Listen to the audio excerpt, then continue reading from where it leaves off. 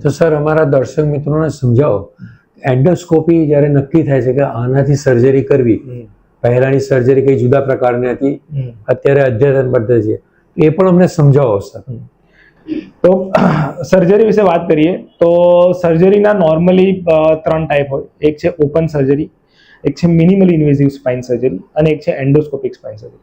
Open surgery એટલે કે લાંબો ચીરાવાળી આપણે પહેલા સર્જરી થતી હતી, જ્યારે આવા બધા ઇન્સ્ટ્રુમેન્ટ એન્ડોસ્કોપ ને બધું ન હતું. હવે નવા જમાનામાં એન્ડોસ્કોપિક સ્પાઇન સર્જરી અવેલેબલ છે.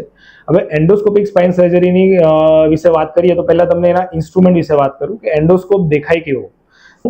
એન્ડોસ્કોપિક ઇન્સ્ટ્રુમેન્ટ વિશે સમજાવું તો આ એન્ડોસ્કોપ છે, એનું તમે ડાયામીટર જોશો તો ઇટ ઇઝ 7.5 mm, એટલે આપણા નેલ સાઇઝ કરતાં બી નાનું હોય છે.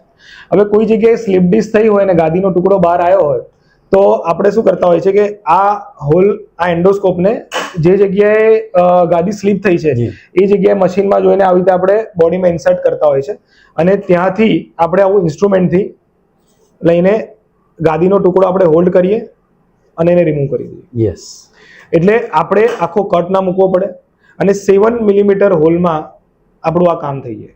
હવે કોમન કોમ્પ્લિકેશન જેવા કે બ્લીડિંગ વધારે થવું, ઇન્ફેક્શન થવું, પેરાલિસિસ થઈ જવું, આ બધા જ કોમ્પ્લિકેશન આ એન્ડોસ્કોપિક સર્જરીથી મિનિમમ છે.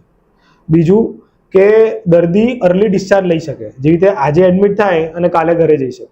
તો ઇટ્સ અ ફાસ્ટ રિકવરી, કારણ કે એમને પેન હોય જ નહીં, કારણ કે તમે એકદમ મિનિમલી ઇન્વેઝિવ એટલે નાનો હોલ પાડીને એન્ડોસ્કોપિક સર્જરી કરી છે. તો ફાયદા તો ઘણા છે એન્ડોસ્કોપિક સર્જરીના, પણ જેને જરૂર હોય, મેં તમને કીધું એ રીતે 2 to 3% લોકોને જરૂર હોય એવા લોકોમાં પછી આપણે સર્જરી પરફોર્મ કરતા હોઈએ.